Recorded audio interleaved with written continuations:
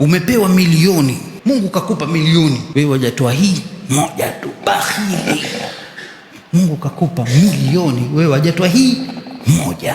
Kuwa muhsin kama alivyokufanyia Mwenyezi Mungu ihsani.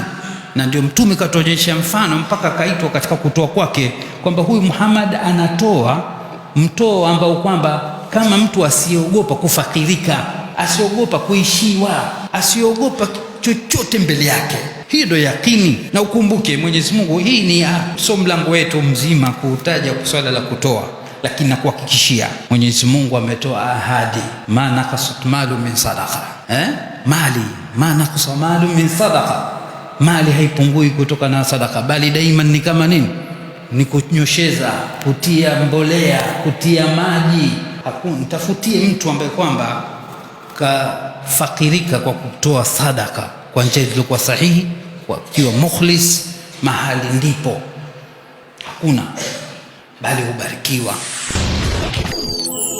94.5 Radio Nuru FM Tanga, kituo cha hikma.